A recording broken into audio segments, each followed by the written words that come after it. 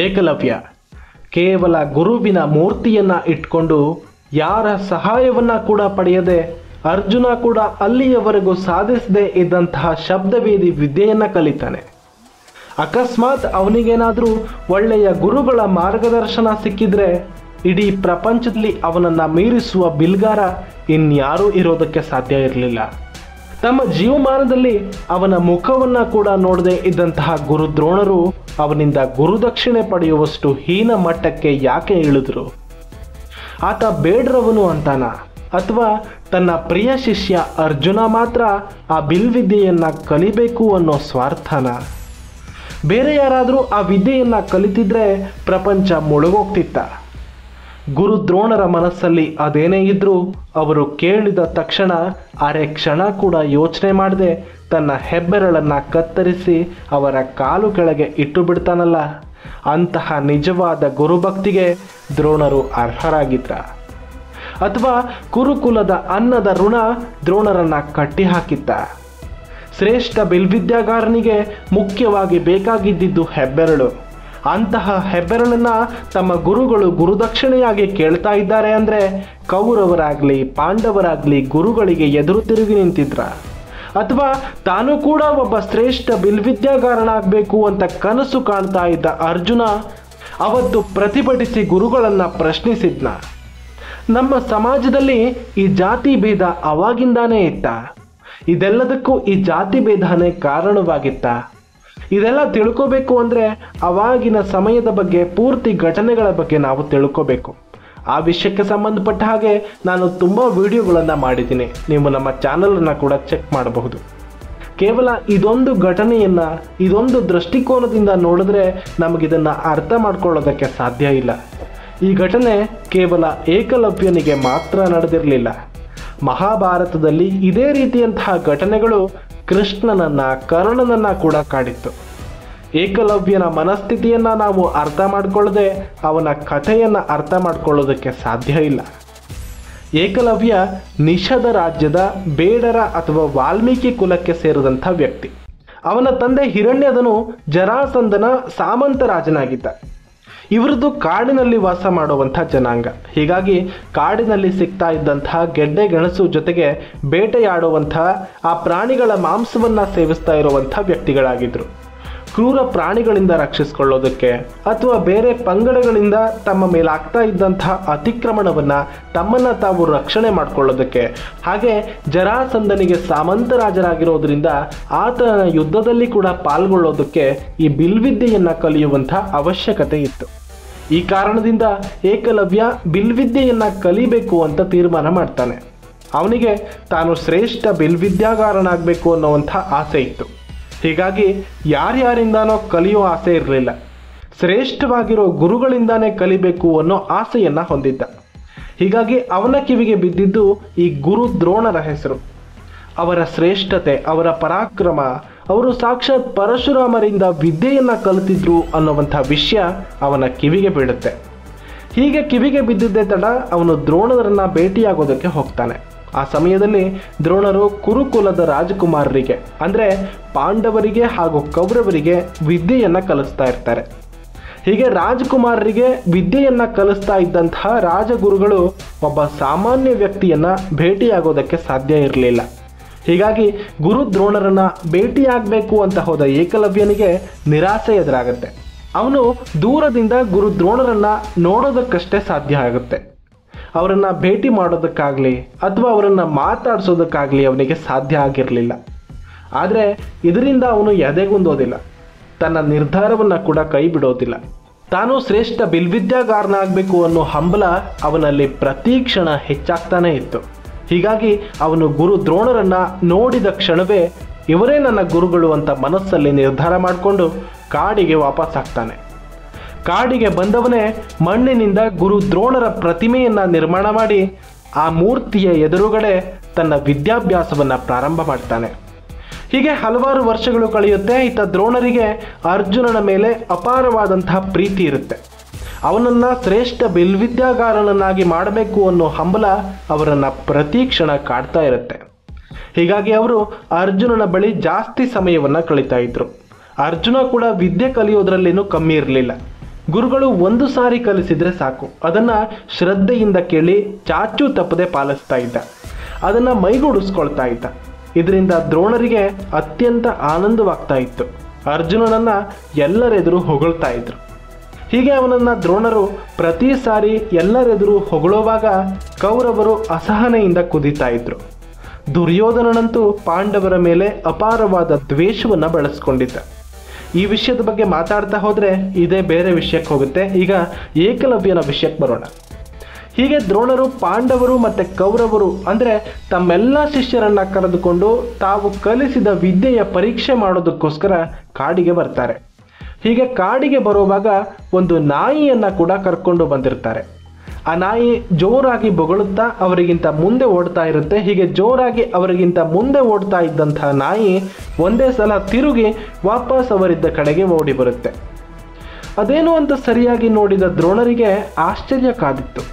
ಯಾಕಂದರೆ ನಾಯಿಯ ಬಾಯಿಯ ತುಂಬ ಬಾಣಗಳು ತುಂಬಿಕೊಂಡಿತ್ತು, ಆದರೆ ನಾಯಿಯ ಮೈಮೇಲೆ ಯಾವುದೇ ಚಿಕ್ಕ ಗಾಯಗಳು ಕೂಡ ಇರಲಿಲ್ಲ. ಇದನ್ನು ನೋಡಿದ ದ್ರೋಣರಿಗೆ ಗಾಬರಿ ಆಗುತ್ತೆ. ಈ ಥರದ ಬಾಣಗಳನ್ನು ಯಾರು ಪ್ರಯೋಗಿಸ್ತಾ ಇರ್ಬೋದು ಅಂತ ಸುತ್ತಲೂ ನೋಡ್ತಾರೆ. ಆದರೆ ಅವರ ಕಣ್ಣಳತೆಯ ದೂರದಲ್ಲಿ ತಮ್ಮ ಶಿಷ್ಯಂದಿರನ್ನು ಹೊರತುಪಡಿಸಿ ಬೇರೆ ಯಾರೂ ಇರುವುದಿಲ್ಲ. ಇದರಿಂದ ಕುತೂಹಲಗೊಳ್ತಾರೆ. ತಮ್ಮ ಶಿಷ್ಯರಿಗೆ ಸುತ್ತಮುತ್ತ ನೋಡ್ಕೊಂಡು ಬರೋದಕ್ಕೆ ಹೇಳಿ ಕಳಿಸ್ತಾರೆ. ಹೀಗೆ ಅವರಿಗೆ ಏಕಲವ್ಯ ಇರುವಂಥ ಪ್ರದೇಶವನ್ನು ತಿಳಿದುಕೊಳ್ಳೋದಕ್ಕೆ ಜಾಸ್ತಿ ಸಮಯ ಬೇಕಾಗುವುದಿಲ್ಲ. ದೂರದಲ್ಲಿ ಒಬ್ಬ ಯುವಕ ಬಿಲ್ವಿದ್ಯೆಯನ್ನು ಅಭ್ಯಾಸ ಮಾಡ್ತಾ ಇರೋದು ಕಾಣಿಸುತ್ತೆ. ಬೀಸುವ ಗಾಳಿಗೆ ಮರದಿಂದ ಬೀಳ್ತಾ ಇದ್ದ ಎಲೆಯನ್ನು ಎರಡಾಗಿ ತುಂಡರಿಸ್ತಾ ಇದ್ದ. ಅವನ ಕಣ್ಣಿಗೆ ಬಟ್ಟೆ ಕಟ್ಟಿಕೊಂಡಿದ್ದ. ಶಬ್ದವೇದಿ ಅನ್ನೋ ಪದವನ್ನು ದ್ರೋಣರ ಬಾಯಿ ಅವರಿಗೆ ಗೊತ್ತಿಲ್ಲದ ಹಾಗೆ ಉಪಯೋಗಿಸುತ್ತೆ. ಆ ಶಬ್ದವನ್ನು ಕೇಳಿದ ತಕ್ಷಣ ಅರ್ಜುನ ಅವರ ಮುಖವನ್ನು ನೋಡ್ತಾನೆ. ತಮ್ಮ ಕಣ್ಣುಗಳನ್ನು ತಾವೇ ನಂಬದೆ ಬಾಯಿಯನ್ನು ಅಗಲಿಸಿ ಆ ವ್ಯಕ್ತಿಯನ್ನು ಗುರುಗಳು ನೋಡ್ತಾ ಇರೋದನ್ನು ಗಮನಿಸ್ತಾನೆ. ಅರ್ಜುನ ಆ ಹುಡುಗನನ್ನು ನೋಡ್ತಾನೆ. ಅವನ ಎದುರುಗಡೆ ಇರುವ ಮೂರ್ತಿ ಅರ್ಜುನನ ಕಣ್ಸೆಳೆಯುತ್ತೆ. ಅವನಿಗೆ ಆಶ್ಚರ್ಯ ಉಂಟು ಮಾಡುತ್ತೆ. ಯಾಕಂದರೆ ಅದು ದ್ರೋಣಾಚಾರ್ಯರ ಮೂರ್ತಿಯಾಗಿತ್ತು. ಹೀಗೆ ಕಣ್ಣು ಬಾಯಿ ಬಿಟ್ಕೊಂಡು ಮೈಮರೆತಿದ್ದ ತನ್ನ ಗುರುಗಳನ್ನು ಮುಟ್ಟಿ ಎಬ್ಬಿಸ್ತಾನೆ. ಸಹಜ ಸ್ಥಿತಿಗೆ ಬಂದ ಅವರು ಮುಂದೆ ಬಂದು ಏಕಲವ್ಯನ ಹತ್ರ ಪ್ರಶ್ನಿಸ್ತಾರೆ. ಯಾರು ನೀನು? ನಿನ್ನ ತಂದೆ ತಾಯಿಗಳು ಯಾರು? ನೀನು ಈ ವಿದ್ಯೆಯನ್ನು ಎಲ್ಲಿಂದ ಕಲಿತೆ? ನಿನ್ನ ಗುರುಗಳು ಯಾರು? ಹೀಗೆ ಪ್ರಶ್ನಿಸ್ತಾರೆ. ಅಷ್ಟು ಹತ್ತಿರದಿಂದ ತನ್ನ ಗುರುಗಳನ್ನು ಆತ ಮೊದಲನೇ ಬಾರಿ ನೋಡಿದ್ದ. ಏಕಲವ್ಯ ಭಕ್ತಿಯಿಂದ ಅವರ ಕಾಲಿಗೆರೆಗೆ ನಮಸ್ಕಾರ ಮಾಡ್ತಾನೆ. ಗುರುಗಳೇ, ನನ್ನ ಹೆಸರು ಏಕಲವ್ಯ. ನಾನು ನಿಷಧ ರಾಜ್ಯದ ಹಿರಣ್ಯಧನುವಿನ ಮಗ. ನನ್ನ ತಂದೆ ಆ ಗುಂಪಿನ ನಾಯಕರಾಗಿದ್ದರು. ಜರಾಸಂಧನ ಸೇನೆಯಲ್ಲಿ ಸಾಮಂತರಾಗಿದ್ದರು. ಜರಾಸಂಧನ ಸೈನ್ಯದ ಜೊತೆ ಸೇರಿ ಯುದ್ಧ ಮಾಡುವಾಗ ನಮ್ಮ ತಂದೆ ತೀರ್ಕೋತಾರೆ. ಆಗ ಆ ಪಂಗಡಕ್ಕೆ ನಾನು ನಾಯಕನಾಗಿ ಬರಬೇಕಾಗುತ್ತೆ. ಅದರಿಂದ ಅನಿವಾರ್ಯವಾದ ಬಿಲ್ವಿದ್ಯೆಯನ್ನು ಕಲಿಯೋದಕ್ಕೆ ನಾನು ನಿಮ್ಮನ್ನು ಭೇಟಿ ಮಾಡೋದಕ್ಕೆ ಬಂದೆ. ಆದರೆ ನೀವು ರಾಜಕುಮಾರರಿಗೆ ಬಿಟ್ಟು ಬೇರೆ ಯಾರಿಗೂ ವಿದ್ಯೆಯನ್ನು ಕಲಿಸೋದಿಲ್ಲ ಅನ್ನೋದು ನನಗೆ ಅರ್ಥವಾಯಿತು. ನಾನು ಅವತ್ತೇ ನಿಮ್ಮನ್ನು ನೋಡಿದ ತಕ್ಷಣವೇ ನಿಮ್ಮನ್ನು ನನ್ನ ಗುರುಗಳಾಗಿ ಸ್ವೀಕರಿಸಿದೆ. ನನ್ನ ಮನಸ್ಸಿನಲ್ಲಿ ನಿಮ್ಮನ್ನು ಗುರುಗಳು ಅಂತ ಸ್ವೀಕರಿಸಿ ಇಲ್ಲಿ ಬಂದು ಮಣ್ಣಿನ ಪ್ರತಿಮೆಯನ್ನು ಮಾಡಿಕೊಂಡು ನಾನು ಯುದ್ಧ ವಿದ್ಯೆಯನ್ನು ಅಭ್ಯಾಸ ಮಾಡ್ತಾ ಇದ್ದೇನೆ. ಹಾಗಾಗಿ ನೀವೇ ನನ್ನ ಗುರುಗಳು ಅಂತ ಹೇಳ್ತಾನೆ. ಇದನ್ನು ಕೇಳಿದ ದ್ರೋಣರಿಗೆ ವಿಪರೀತ ಆನಂದವಾಗುತ್ತೆ. ಒಳಗೊಳಗೆ ಅತ್ಯಂತ ಖುಷಿ ಪಡ್ತಾರೆ. ಇವನೇ ಈ ಪ್ರಪಂಚದ ಶ್ರೇಷ್ಠ ಬಿಲ್ಗಾರ ಅಂತ ಮನಸ್ಸಿನಲ್ಲಿ ಅಂದ್ಕೋತಾರೆ. ಆಗಲೇ ಅವರಿಗೆ ಅರ್ಜುನನಿಗೆ ತಾವು ಕೊಟ್ಟ ಮಾತಿನ ನೆನಪಾಗುತ್ತೆ. ಈ ಪ್ರಪಂಚದಲ್ಲೇ ನಿನ್ನನ್ನು ಶ್ರೇಷ್ಠವಾದ ಬಿಲ್ಗಾರನನ್ನಾಗಿ ಮಾಡ್ತೇನೆ. ನಿನ್ನಂತಹ ಬಿಲ್ಗಾರರು ಈ ಪ್ರಪಂಚದಲ್ಲಿ ಇರಬಾರದು. ಅಷ್ಟು ಚೆನ್ನಾಗಿ ನಿನ್ನನ್ನು ತಯಾರು ಮಾಡ್ತೇನೆ ಅಂತ ಅರ್ಜುನನಿಗೆ ಮಾತು ಕೊಟ್ಟಿದ್ರು. ಆ ಮಾತು ನೆನಪಾದ ದ್ರೋಣರಿಗೆ ತಾವು ನಿಂತಿದ್ದ ನೆಲ ನಡುಗಿದಂತೆ ಭಾಸವಾಗುತ್ತೆ. ಇವನಿಗೆ ತಾನು ವಿದ್ಯೆ ಕಲಿಸದೇ ಇದ್ರೂ ಕೂಡ ಈತ ಈಗಲೇ ಅರ್ಜುನನಿಗಿಂತ ಶ್ರೇಷ್ಠವಾದ ಬಿಲ್ಗಾರನ ಹಾಗೆ ಕಾಣಿಸ್ತಾ ಇದ್ದಾನೆ. ಇಲ್ಲಿವರೆಗೂ ಅರ್ಜುನ ಕಲಿಯದೇ ಇದ್ದಂತಹ ಶಬ್ದವೇದಿಯನ್ನು ಯಾವ ಗುರುಗಳ ಸಹಾಯವಿಲ್ಲದೆ ಈತ ಕಲ್ತ್ಕೊಂಡಿದ್ದಾನೆ.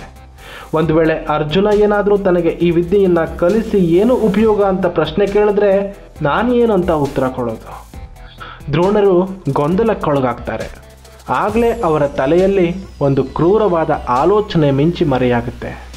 ಅವತ್ತು ಅವರು ತೆಗೆದುಕೊಂಡ ಅದೊಂದು ನಿರ್ಧಾರ ಇವತ್ತು ದ್ರೋಣರ ಆ ದುರ್ವರ್ತನೆಯನ್ನು ಜಗತ್ತು ನೆನಪಿಟ್ಕೊಳ್ಳುವಂತೆ ಮಾಡುತ್ತೆ. ತಾವು ವಿದ್ಯೆ ಕಲಿಸದೇ ಇದ್ರೂ ಕೂಡ ಆ ಅಮಾಯಕ ಹುಡುಗನಿಂದ ಪ್ರತಿಫಲವನ್ನು ಆಸೆಪಟ್ಟಿದ್ದ ದ್ರೋಣರ ದುರ್ವರ್ತನೆ ಜಗತ್ತು ಇವತ್ತಿನವರೆಗೂ ನೆನಪಿಟ್ಕೊಳ್ತಾ ಇದೆ. ಏಕಲವ್ಯ, ನಾನು ನಿನ್ನ ಗುರು ಅಂತ ನೀನು ಭಾವಿಸಿದೀಯ. ನನ್ನ ಅಪ್ಪಣೆಯನ್ನು ಕೂಡ ಪಡೆಯದೆ ನನ್ನ ಪ್ರತಿಮೆಯನ್ನು ನಿರ್ಮಿಸಿಕೊಂಡು ನೀನು ಅಭ್ಯಾಸ ಮಾಡ್ತಾ ಇದೀಯ. ಹಾಗಾದರೆ ಸಾಕ್ಷಾತ್ ನಿನ್ನೆದುರಿಗೆ ನಾನೇ ಬಂದು ನಿಂತಿದ್ದೀನಿ, ನನಗೆ ಯಾವುದೇ ಗುರುದಕ್ಷಿಣೆಯನ್ನು ಕೊಡೋದಿಲ್ವಾ ಅಂತ ಅವನನ್ನು ಪ್ರಶ್ನಿಸ್ತಾರೆ. ಅವರ ಮನಸ್ಸಲ್ಲಿದ್ದ ಆ ಕಪಟತ್ವದ ಆಲೋಚನೆ ಕೂಡ ಇಲ್ಲದಂತಹ ಆ ಮುಗ್ಧ ಅಮಾಯಕ ಆ ಗುರುಗಳಿಗೆ ಗುರುದಕ್ಷಿಣೆ ನೀಡಿ ತನ್ನ ಋಣವನ್ನು ತೀರಿಸಿಕೊಳ್ಳುವಂಥ ಅವಕಾಶ ಸಿಕ್ತು ಅಂತ ಖುಷಿ ಪಡ್ತಾನೆ. ಗುರುಗಳೇ, ನಿಮಗಾಗಿ ನನ್ನ ಪ್ರಾಣವನ್ನು ಬೇಕಾದರೂ ಕೊಡ್ತೇನೆ, ನಿಮಗೆ ಗುರುದಕ್ಷಿಣೆ ಏನು ಬೇಕು ಅಂತ ಕೇಳಿ ಈಗಲೇ ಕೊಟ್ಟು ಬಿಡ್ತೇನೆ ಅಂತ ಹೇಳ್ತಾನೆ. ಅವನು ಕೇಳಿದ ಹಾಗೆ ಅವನ ಪ್ರಾಣವನ್ನು ಕೇಳಿದರೂ ಪರವಾಗಿರಲಿಲ್ಲ.